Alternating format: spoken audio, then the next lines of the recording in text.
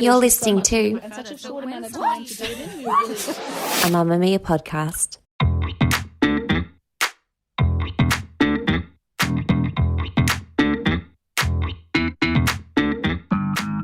Hello and welcome to Cancelled. I'm Clare Stephens and I'm about to tell you the story of a celebrity's cancellation from beginning to end. And I'm Jessie Stephens. If you're wondering why we have similar voices, that would be the identical DNA at play. Yes. And it manifests in interesting ways. But you have entered into the Cancelled courtroom, where Claire, you present the evidence and then we both examine how guilty exactly a celebrity is. And as is necessary in our justice system, we both present charges and subsequent, I always get confused with those two words, subsequent sentences. So a celebrity can serve their time and ultimately be rehabilitated. This podcast, it's ultimately about justice because we've just both been huge advocates of justice. The little guy. And it is about affording it to the most desperate and vulnerable among us, celebrities who are also millionaires and always live in mansions, if not multiple mansions. That's what's important in life. And before I ask who's on trial today, because no one knows and there's so much suspense because it's not in our title, we need you to vote for us. Australian Podcast Awards. Please vote for us. It'll be a real underdog story. I was going to say, we're the definition of an underdog. Yes. We're like, are we going to win? I don't think so. No. But imagine if we did. We need the people power. We've got a link in our show notes, or if you just Google Australian Podcast Awards, type in Cancelled, vote for us. It'll take 2 seconds. Imagine the shock and confusion if we won and people would be like, sorry, what do they do? Is their podcast cancelled? We need you to know that very few women make comedy podcasts and very few women are acknowledged for it at all. And we are trying to shoulder our way, elbow our way. To the front of the line. To the front of the line. Mostly with trophies. Quickly, with trophies and external validation, which makes us feel better temporarily. Exactly. So please vote for us. We have a link in our show notes. Claire, oh my goodness, I nearly forgot who is on trial today. Taylor Swift. We all know by now that when Taylor Swift decides to put an experience in a song, she goes hard. And man, she went hard on Jake Gyllenhaal with the re-release of her album Red in November 2021. So when something says in parentheses Taylor's version next to it, that means I own it, which is exciting. Before I do get stuck in, I want to say I have, just as we were chatting briefly with our producer, Rose, about this podcast, we did realise you can tell a Taylor Swift person by looking at them. I can tell people's netball position by looking at them. I can also tell, are you a Taylor Swift fan? So I was in the office before, I looked around, I said, hey, who knows the whole timeline of Taylor Swift? And then I thought, I don't need to ask. You do. Why? Because you're a nice person. Yes. I actually think that it's nice girls who love a good song. Rose is laughing because we said she wasn't a Taylor Swift person. I think there's nothing wrong. There's nice, and then there's just like, we used to talk about on Mamamia Out Loud, the other podcast I do, poodle and wolf. Yeah. And poodles are very kind of well manicured and like always their hair's shiny, sweet. They wear ballet flats. I don't know if literally they wear ballet flats, but they're poodles. Yeah. Wolves, hot mess. Yeah. Right? Your clothes aren't ironed. You've got some breakfast on your front. Here's the thing. I think wolves don't have the time, because their lives are too chaotic, to think enough about all the Taylor Swift stuff and therefore develop the long and deep obsession that poodles do. But you said something very interesting regarding a Venn diagram and how it does correspond to Taylor Swift fans, but also cat people. Yes. Do you want to just elaborate? So basically if you had a Venn diagram and it was cat people and dog people, there would be an overlap between cat people and Taylor Swift fans. I do think they're the same people. Why do you think that is? Taylor Swift has cats, but also people who like cats also like Taylor Swift. It sounds people who like dogs are cynical and don't like and depressed happiness. I think that's it. Anyway, is there a single person we haven't offended? Because the thing is, neither of us, I think, would officially be Swifties. However, one of us is more Swiftie than the other, which is you, obviously. Okay, so I think a lot of people are probably listening to this. They've already switched it off. They're offended by the cats. They're offended by the dogs. They're offended by being called Swifties. And they're also thinking, but Taylor Swift isn't cancelled. Now, we never said that she was. We had this podcast, yes, it's called Cancelled, but it's more complex than that. And we've never claimed that this podcast is about deciding who is and is not officially cancelled. This is a courtroom. Sometimes you go on trial for murder, but you didn't do it. Yeah. They're the most interesting trials. Exactly. And she's clearly not cancelled. She's currently got the #1 song in the world right now. But I do think we've got to remember that there was a time where hashtag Taylor Swift is cancelled and also hashtag Taylor Swift is over party were the #1 trending things in the world. And they would put the little snake slither on all her things because she was widely considered a little snake. So we need to go back and have a look and dissect her relationship with cancellation and also, as always, who's been cancelled along the way. We will also say, I will preface this, she's a great story of how to uncancel yourself. If anybody listening has found themselves cancelled, for example, I'm trying to think who... Jake Gyllenhaal. Yeah, is cancelled, you can take some inspiration from this story. Yeah. About Taylor. Exactly. She offers some really good lessons. Exactly. So let's go back to really where it started. Not with the birth of Taylor Swift in 1989. Not that. 2009, it's the VMAs. So our story begins on a September night. 19-year-old Taylor Swift has just won the award for Best Female Video for the banger You Belong With Me. And as she's giving her acceptance speech, a little-known man named Kanye West, he wasn't little-known, he was very famous, jumped up on the stage and grabbed the microphone. He now goes by Ye. And he quickly just has something he needs to say. Yo, Taylor, I'm really happy for you. I'm gonna let you finish. But Beyonce had one of the best videos of all time. One of the best videos of all time. You can't. This is me every time I don't win an award. In fact, the Australian Podcast Awards we're talking about, if someone else wins that, Are you going to grab the mic? I'm going to grab the mic and I'm going to go, I'm going to let you finish. Cancelled. And then, I don't know, do like a little dance or something. Please don't do that. I really identify with his energy of thinking things aren't fair and taking them into his own hands. Like, I have so many opinions about who wins what. Yeah. Every time. Like, you want some thoughts? I have them. But you can't share them. It's rude and it's disrespectful, especially in the moment. And everyone knows that awards only matter when you win them. When you don't win them, the award was always bullshit. And it's like, just let her say her thing and then bitch about it in private like a normal person. Or like literally bitch about it as she's doing her speech. I don't care. Text in your group or like whisper to the person next to you. Whisper loudly. I don't care. This chick thinks she's the best. Like, yeah. Like, but you don't need to get on stage and like take the mic. It's weird. And it's also, why don't you start a fake identity online and tweet about it? So true. That's what everybody else does. Troll her incessantly. I hate Taylor Slither. Like, it's fine. It's just, I mean, But who got cancelled from that? Because I thought Kanye got a lot of crap. Well, the awkward thing is that Beyonce then later in the evening won the award for Video of the Year and also Artist of the Year and all the big awards. So the awkward thing is that Kanye was getting up on stage and being like, I'm going to let you finish, but Beyonce had the best video. And then she won the award for that. So it's like you interrupted a young woman's speech to say something that later ended up happening. Do you see? In his defense, a few days later, Kanye did apologize.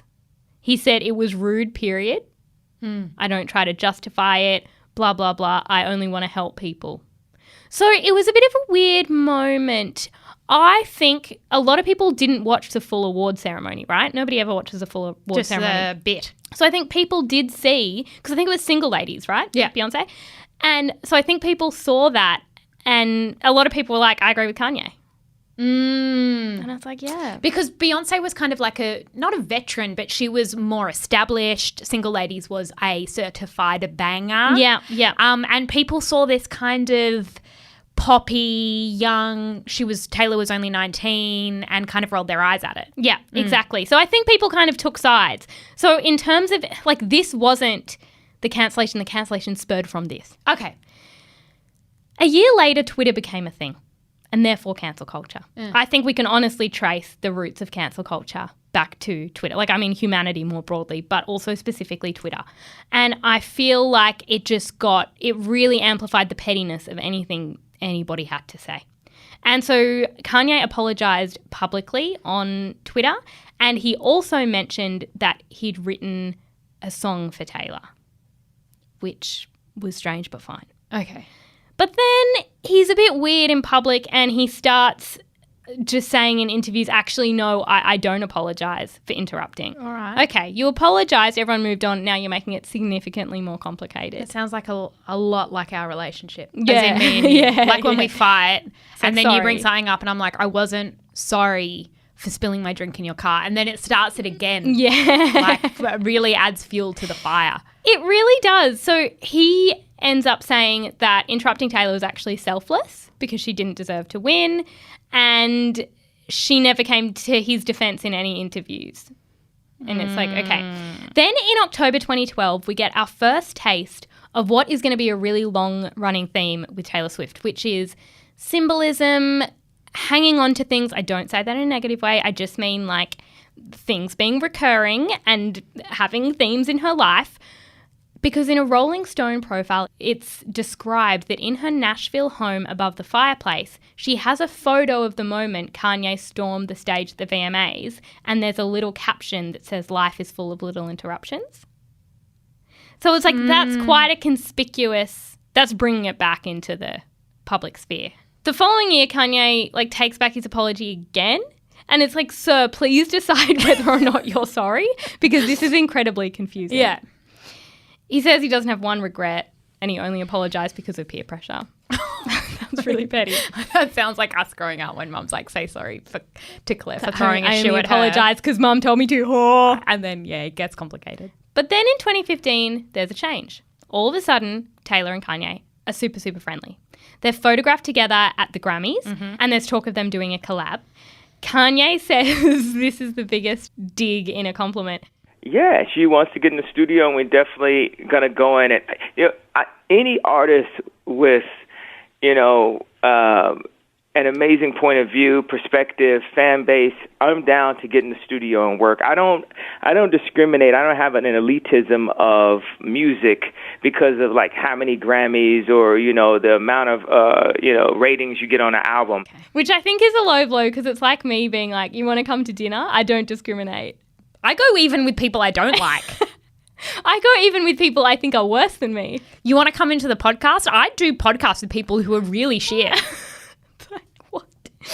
At the VMAs that year, Taylor presents Kanye with the Video Vanguard Award, and it looks like they finally resolved any tension. Even weirder, in September of that year, Kanye announces his plans to run for president in 2020, and he sends Taylor a big bunch of flowers to celebrate it.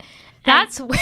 Can you imagine if I'm like, Claire, or we won our cancelled thing, right? Yeah. We win, and I just send distant acquaintances of mine flowers to celebrate me. That's a weird flex.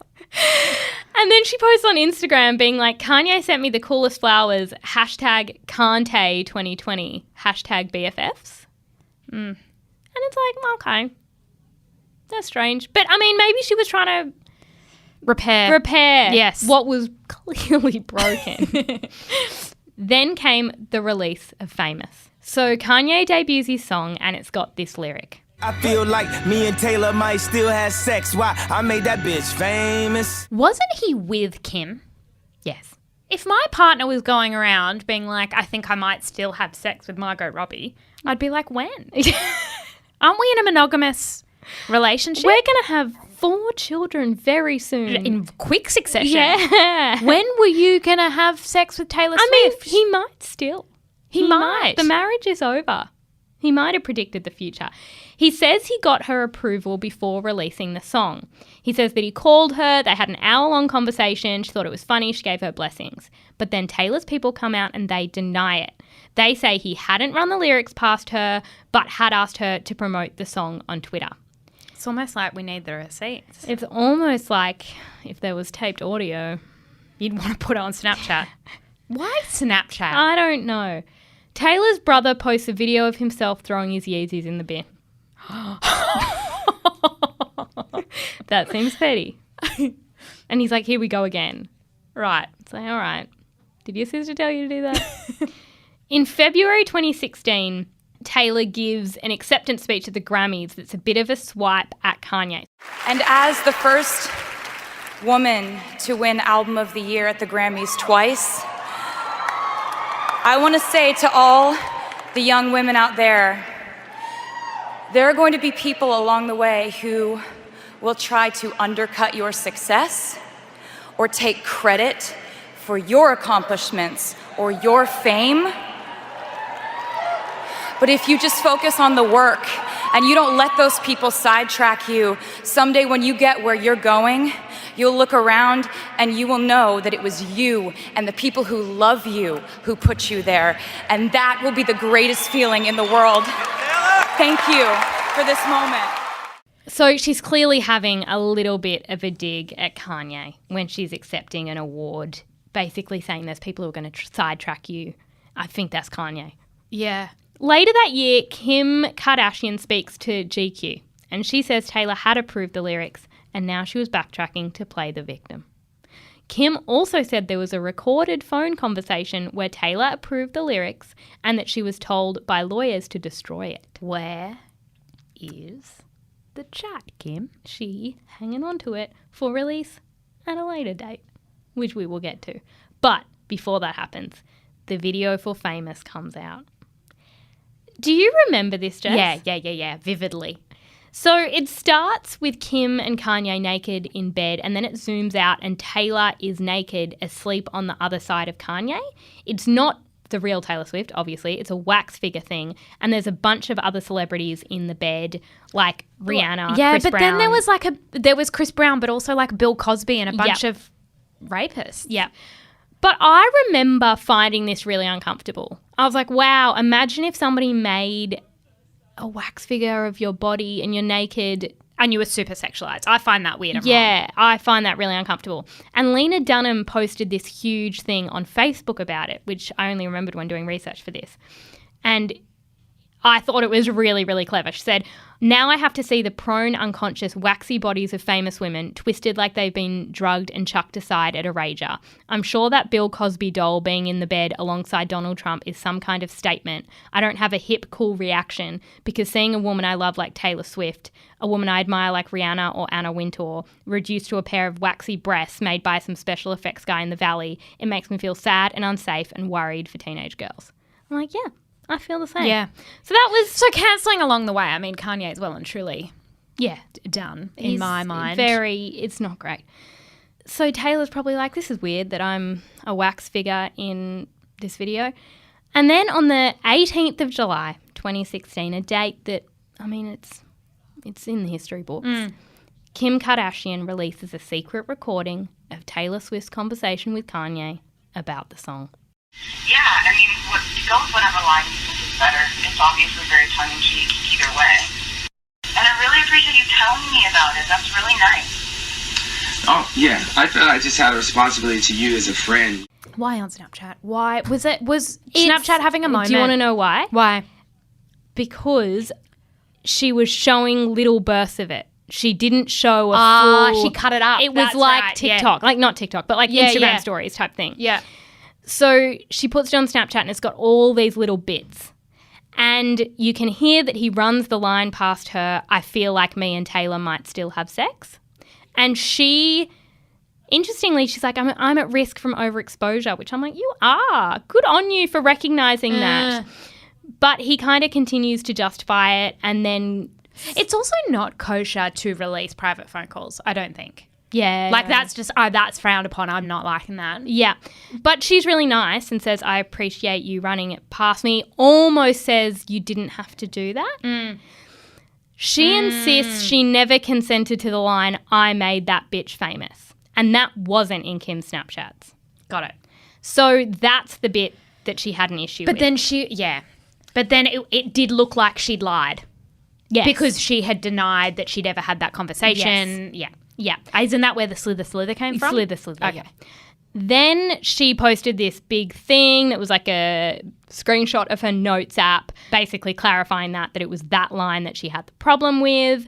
And she had the line, I would very much like to be excluded from this narrative, one that I have never asked to be a part of since 2009. The day that Kim released the audio footage, her tweet said, wait, it's legit National Snake Day. They have holidays for everybody. I mean everything these days. And there's about I'm going to say 30 snake emojis after that. And then people started... Was it really National Snake Day? Oh, I hate snakes. I don't know, but people started tweeting snake emojis as well as hashtag Taylor Swift is over party. But there was a B storyline. That was the A storyline. We've got a B storyline. B as in buzz buzz. And I was like, we've got snakes, we've got bees, what's next? No. We've got a B storyline that contributed to the passion. All right. And it involves Calvin Harris.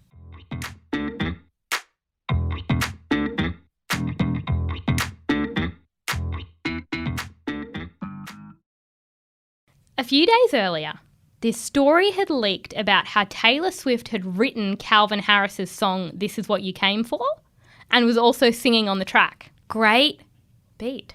Yeah. It's a great song. Yeah. Basically, Taylor had written it, but then she said she didn't want their relationship to overshadow the song, so they credited it to a pseudonym, like not to her, to a weird name. And then Harris was interviewed by Ryan Seacrest, and he played down the idea of ever collaborating with Taylor Swift. Now, the big question is, will you do a collaboration with your girlfriend? You know, we haven't even spoken about it. Yeah? I can't see it happening, though. Right. And so Taylor was a bit annoyed because she's like, we've already collaborated together. But it's also like you said you didn't want to be credited. So in July, Swift's team leaked that she had written the song. Oh. And by the way, that Ryan Seacrest interview was thought to play a role in their breakup. Claire, was that ever validated? Do we know for sure whether Taylor wrote that song? She did. Okay. Because then Calvin Harris went rogue on Twitter. He gets on... I missed this. No, I saw it and I was like, oh, I remember this. This was right. It was almost too much. It was actually almost too much. He got on Twitter and he responded to a story that was like, Taylor Swift wrote this song. And he said, amazing lyric writer and she smashed it as usual. Next tweet. Hurtful to me at this point that her and her team would go so far out of their way to try and make me look bad at this stage though. I figure if you're happy in your new relationship, you should focus on that instead of trying to tear your ex-boyfriend down for something to do. I know you're off tour and you need someone new to try and bury, like Katy, etc., but I'm not that guy. Who's Katy? Katy Perry. Katy Perry! But when did Taylor... Taylor and Katy have always had beef. I didn't even think I needed to provide that context. But why? They just have. I forget. They hate each other. All right. Until later. Okay. But they don't like each other. All right. So, she's burying Katy. Yeah. She was cancelled along the way. Yeah. And he says, but I'm not that guy. Sorry, I won't allow it. Can you believe that happened? So then it's like, it's just this layer of like the Kim stuff, all the famous stuff, Calvin Harris piling on, and then we also have a C storyline. The C storyline is this. Is the squad. Remember the squad? Yeah. So this moment... Was this all at the same time? Yes. Right. Literally. So we're getting a reputation for a snake slither. Yeah. We're getting a reputation for dragging our exes. Yeah. Naughty. Mm-hmm. And then we've got a girl squad, which is just going to annoy people. Exactly. So for context, all of this happened in July, and I believe Taylor Swift's girl squad reached peak girl squad the 4th of July. Do you remember those photos? Yeah. All right. So Taylor had that iconic 4th of July party at her mansion in Rhode Island. With her gills. The people there included Blake Lively, Gigi Hadid, Ruby Rose, Carly Kloss, Cara Delevingne. The list goes on. They had matching swimmers. All right? Classic girl squad behaviour. I don't like it. They were very thin. Yeah. Quite white. And people had a lot of thoughts about the girl squad. All right, I'll start. Okay. With my thoughts. All right. So, you know in high school how everyone was obsessed with groups? Mm-hmm. And it was like, oh, are you in that group? I thought you were in that group. What's your group doing before the formal? What's your group doing for afters? Where's your group sitting? Can I sit with your group? No. Yeah, only today because my group's sick. Yeah. Like, I don't know. But you know how there was like a real group dynamic? Yeah. That ended when you were 18 and Yeah. you became an adult. Yeah. Because you realised that was weird. Yeah. It was a weird time. Mm-hmm. Taylor trying to make group happen in her 20s made a lot of people uncomfortable because it reminded them of being bullied in high school by people who looked a lot like Taylor Swift. Okay. So I think that that's why people got a little bit upset. It reminded me of a friend of mine talked about in year 12 a group of girls at her school got on the back of their jerseys TBG. Mm-hmm. It stood for The Beautiful Girls. Okay. I feel like if Taylor and all these girls were in year 12 at an Australian high school, they'd have TS on the back. Actually, no, they would just have the squad. Okay. They'd have the squad written and everyone would be rolling their eyes. The group, and I'm putting that in inverted commas, always dress matching. They always dress matching, always had someone named Freya, and it was always a discussion of like, who's the most beautiful in the group? And then Freya dyed her hair and it's like, now it's Taylor. Yeah. Okay, yeah. And they thought they were really dramatic, and then they went out for, you know, like they'd go to a party and there's like 45 of them and they're all, I don't know, I'm mixing images, but they're also on the beach. Yes. And they're in bikinis and like on the sand. And it's like, how are there so many of you? You seem to be multiplying. And you look really alike. I agree. And there was a bit of a squad goals movement. And then there was the anti-movement against squad goals, where people were like, I feel a bit weird about all these models being friends. And I remember there was a bit of a joke. When I was speaking to somebody about this earlier, I said something about the squad, and the person I was speaking to said, oh, yeah, and then there was Lena Dunham to remind us that we too could have beautiful friends. And I was like, I don't know if you can say that, but God, it's true. It's so true. It's very true. There'd be like the one normal You'd see person. all of them and you'd be like, oh, there I am at the end, because you saw yourself in Lena Dunham, who is at the end without the right spray tan. Being like, I can write well. I can write well, and I bring a lot in terms of, it's like, I felt like this at high school where you're just like, I'm not a beautiful girl, but you know what I am? The Joker. Anyway, in her defense, a few years later, Taylor Swift did acknowledge that the squad was annoying. That it was problematic and annoying. So she says, even as an adult, I still have recurring flashbacks of sitting at lunch tables alone or hiding in a bathroom stall or trying to make a new friend and being laughed at. So then when in her 20s she found a whole lot of people who wanted to be her friend, she got excited. She shouted it from the rooftops. She posted pictures, and she didn't realise that other people might still feel the way that she did when she felt so alone. She became the girl who goes to brunch with 45 women that look exactly like her and take photos on Instagram and hashtag squad goals. Groups of girls with more than 6? That's suspicious. Just a lot. It's a lot of it's a lot of intimacy. Yeah. Like, I love women, but where did you find 45 people with all the respect in the world? I know. Where did they come from and how do you know them? Yeah. And can I join? So it's 2016 and there's just all of that stuff going on. And basically Taylor Swift, she's not having a good time. No, she's hashtag Taylor Swift is cancelled. There was a mural painted in Melbourne, of all places, that said, in loving memory of Taylor, for some reason I think it says Smith, but it's clearly Taylor Swift. No, maybe Taylor Smith in Melbourne was cancelled. No, in loving memory of Taylor Swift, 1989 to 2016. That's very... And then it said, no tags, please respect the dead. That's very deady. Yeah. Like, it's very cancellation equals don't be alive anymore. And we never like that type of cancellation. No, that's not right. It's not it.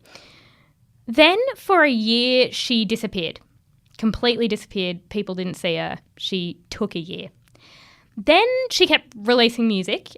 The most kind of interesting of which was Reputation, because it was all about exactly that. The fact that she had had all these terrible things happen to her reputation and she was sort of reclaiming it. But I think the single biggest thing that uncancelled her, not immediately but over time, was the documentary Miss Americana. Jessie, I think the thing about Miss Americana was that people are always at their most likeable when they are vulnerable. That is a fact. Not enough people realise it. And Taylor was vulnerable. Whether it was manufactured or not, we got to see her sad over not being nominated at the Grammys. Remember that? Fine. We got to hear about the 2009 VMAs from her perspective and how she thought everyone was booing at her when they were booing. She didn't realise that they were booing at him, at Remember Kanye. that. You know, I go back on what I said about the fireplace situation. I would have that there because, in fact, I think that was a traumatic moment for Taylor. Yeah. I think that was super, super traumatising. I know. So she's trying to reclaim it. She also spoke about her problems with eating and body image. She told the story of the famous lyrics from her perspective, and her reputation just skyrocketed. So that was the beginning of last year. Then she released 2 albums within a year while the world was in lockdown and everybody else was struggling with the pandemic. Yeah. While Kanye kept being like, my album's coming next week. And everyone was like, cool. And then the week would pass and then it didn't. And then he was like, it's coming next week. I'm also president. The man thinks he's Jesus. Yeah. Like, he has a lot to say because he's a prophet. His name is Ye. Things didn't go well for him. It's actually a little bit sad. Folklore was great. In other news. Yes. It took over the internet in a way I have never seen music take over. I mean, obviously Taylor Swift fans are intense, but Folklore and then Evermore really galvanised these people. They listened and they stroked their cats. To the point where every woman between 15 and 35 / I know many older than that and many younger than that, it is a huge part of their identity. And I love it. And men, yeah, they love true. her. And I think the joy people get from Taylor Swift is pure. Then she did 2 re-recorded albums this year. She's just very prolific. The Uncancellation is done. It's complete. Now we have other people to cancel. Most notably, Jake Gyllenhaal. So she's done this thing where she's re-recording these albums. It's a long story. I won't go into it. Basically, people owned her music and then that company folded and then Scooter Braun bought it and she's like, but I want it. And then she re-recorded them and it's doing better than ever. Sounds a lot like capitalism to me. Yeah, it does. But so she's re-recorded Red, which is a very successful album of hers, and a fan favourite song on that album is All Too Well, and she's now released a 10-minute version of it, including a 14-minute short film. And it's clearly about her relationship with Jake Gyllenhaal. Not least because the person is identical to Jake Gyllenhaal. She might as well have cast Jake. Yeah. Can you come and be in this film? It's about a song you. I wrote about you. Remember when we dated for 3 months 10 years ago? Jake, no, I actually don't. Taylor, well, we did and I wrote an album about it and I'm going to add some new lyrics. Jake, can you not? My life gets really bad whenever you do that. Taylor, it's already done it out. Sorry. So here's some of the new additions. She said, and I was never good at telling jokes, but the punchline goes, I'll get older, but your lovers stay my age. Yeah, your people have done diagrams on Twitter. Yeah, they do. Yeah. And it's basically saying that he keeps dating people who are in their early 20s, despite him now being 40. Basically, she claims he didn't come to her 21st birthday. All right? He stood her up. She was looking at the door. It was 10 years ago. I can't. The woman is 30. Nearly 31. Maybe 31. I guess it's hard because she's re-recording the albums because of a problem with the ownership of the albums, but then that is dredging up stuff from a long time ago. It's dredging stuff up and she's like, it really could be anyone. But then it's like, yeah, but I can tell you exactly what his parents did for a living, the fact that his sister was Maggie Gyllenhaal and that he still has my scarf.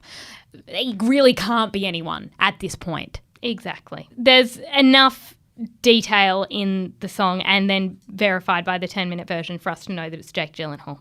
And people aren't happy, people are mad at him. Which he didn't really do anything wrong. We did a video recently because we were thinking about his PR meeting. Jake didn't go to a 21st. I'm 30. I don't want to go to a 21st. You're going to have speeches. People are going to roast you.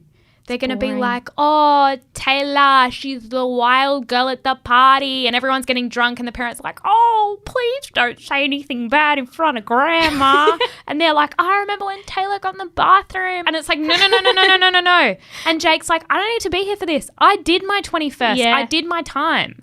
I don't need to come back to watch you do a shoey. No, I don't. And so, look, was he a bad boyfriend? Maybe. I don't know. I think probably yes. Yeah, but it was a long time ago.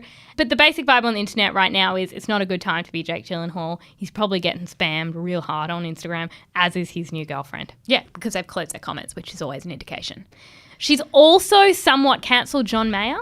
However, I'm into that. Yeah, however, I will say I think everybody's cancelled John Mayer for a while. Every woman has been like, he ruined my life. Yeah, I agree. So that's not specifically a Taylor-specific cancellation, but she has cancelled people along the way. So, Jessie, charges and sentences. All right, my first charge is related to that. Uncancelling herself by sacrificing others along the way. Sort of like animal sacrifice in ancient religions. Okay. Except instead of animals, it's Jake. Okay. For example, Jake, maybe Calvin, maybe John. Okay. But similar in terms of an altar and just giving a body. Yep. Like animal sacrifice. She's guilty. Oh, definitely guilty. Sentence. You know that movie by Matthew McConaughey called Ghosts of the Girlfriend's Past? Obviously. He's in a mansion and there's just lots of ex-girlfriends. It doesn't make sense. Okay. And it's like, is this supernatural or is this a rom-com? Yeah. I don't know. But I want Taylor to live in that confusion for a moment. To be in a room, there's a Jake, there's a John, there's a Calvin. And I want Tom Hiddleston. And I just want her to face them and I want her to hear them out. I want Jake to say, I cried today.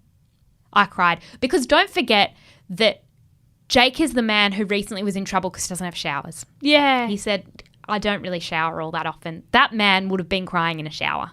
He's very upset about what's taken place. I just think that she needs to come face to face with some animal sacrifices. Okay, so you're sentencing her to a haunted house full of her ex-partners. Great. Claire, what is your first charge, please? My charge is similar. Okay. My charge is not trying hard enough to keep people anonymous. Yeah. And my sentence, similarly, is everyone gets a right of reply. So, look, we write for a living and talk sometimes. There's so many ways to change someone's identity. You throw a random and they live in Spain. Yeah. Oh, okay. Someone's listening. Can't be me then. I don't live in Spain. No, it's you. No, it's you. Just threw a spanner in the works. Yeah. It's not hard. Needs to do more to keep people anonymous. Just take a bit of detail from here, take a bit of detail from there. So I think we need Jake Gyllenhaal to say, it's fine, but I will be writing an op-ed for the New York Times. Yes. My side of the relationship. About how I cringed at your 21st birthday invitation. That's why I didn't go. And you're a bit annoying. So how about that? All right, this is my second charge. Having a group. Oh no, our charges and sentences are so similar. After the age of 18, when they should never have existed past schoolies. Okay. Schoolies is the group cutoff. Yep. Sentence. You want us to invest in your squad, Taylor? Yeah. You want us to believe you can be impossibly close to that many women? Yeah. Okay then. Have a sleepover. Have a sleepover with all of those women in your house. I think that's what they were doing for that. Tell secrets. Yeah, okay. Tell secrets. Play those fun games where you've got to say one thing that annoys you about Good thing, Carly bad thing. Kloss. Good thing, bad thing. What annoys you about me, Taylor? Cara Delevingne. I love your eyebrows, but the bad thing about you is your house is kind of kooky. Exactly. Right? I want them to tell secrets. Obviously, yeah, what's pretty, what's not pretty. I want Lena Dunham to feel that. What it's like to sit in a room with those people and then be like, for example, they'll get to aforementioned Freya, say something pretty, not pretty about me. Oh, your pretty eyes. Oh my God, I can't think of one thing that's not pretty or perfect about you. And then they get to Lena/us. Mm-hmm. And they just get really excited about the list they've been keeping. Thank God. Oh my God. Oh, you look like a rat. You look like a rat. I hate your nose and you've got really bad skin. Pretty. Oh my God. Nicole, can you think of anything? Like that type of thing. Yeah. So that's what I think her punishment is. Mm-hmm. I want her to go on a girls' weekend if you're so close. Go on, cocktail hour. Go breakfast, lunch, dinner with all your girlfriends. Yeah, try and organise events without the help of professionals. Go on, get a dinner booking and make everybody arrive on time. Go and organise a week in Byron. You organise the finances, Taylor, with your girl squad. You go out for your brunch with your 45 women. You split the cocktails. Because one person's going to say, because you know what? I wasn't drinking. She wasn't drinking. She had 8. All right? So you try and split that bill. Some people got garlic bread, but you know what? Our friend Freya, gluten intolerant, so she didn't have it. But you know what she did get? She got a gluten-free pizza, and that cost $45. You know who's angry? Carly Kloss. Because she's like, I don't want to pay for that pizza. Tell us how good your girl squad is now, sweetie. Because they're falling apart. Yeah. Also, try and get a table for 45 people or a spot at the beach. Okay. My final charge is similar. making some people feel personally victimised by her beautiful friendship group. Some people means us personally. Sentence. Add no less than 4 unfamous weirdos to the squad. We volunteer. Yes, we volunteer as tribute. So you got to have some normal people. I'd say I've said no less than 4. I think half. I think you need representation and 50% have to be normal people, but also weirdos. Thank you so much for joining us for this episode of Cancelled. Please let us know what you think. You can rate and review us and follow us at The Twins Thoughts on Instagram. We will share things such as pictures of the squad with us photoshopped in to the end looking like the chick from Little Miss Sunshine in a full-piece cosy with pot bellies. You can find us there. Thank you to Rose Kerr. She is the producer of Cancelled, and Elissa Ratliff is the head of podcasts at Mamamia. Don't forget to vote for us, because if you don't vote for us and another podcast wins, which we're not even going to name, I'm going to get up. Yeah. And I'm going to go, I'm going to let you finish. But Cancelled is really fun. Just ask anyone. Just ask my co-host. I'll also be on stage. Putting your thumb up. Cool, Claire. It is pretty good. No, please. It'll be really embarrassing if we do that. Please. Feeling overwhelmed by the 24/7 news cycle? Mamamia's podcast The Quickie covers the news headlines in 5, plus a deep dive into the latest developments to bring you up to speed daily. What impact does this third jab have on that immunity level, and how long does that last for? We are recommending that even if you've had AstraZeneca or Pfizer, then go with the Pfizer dose as your booster. And we do know that we get really, really good immunity from that. So it kicks up the immunity and prevents hospitalisation, prevents severe disease, prevents death, but also stops you from getting the infection at all as well. And so we do expect to go for a very long time. How long that lasts is the big question. Check it out in your favourite podcast app today. We will see you on the Mamamia app. Bye. Bye.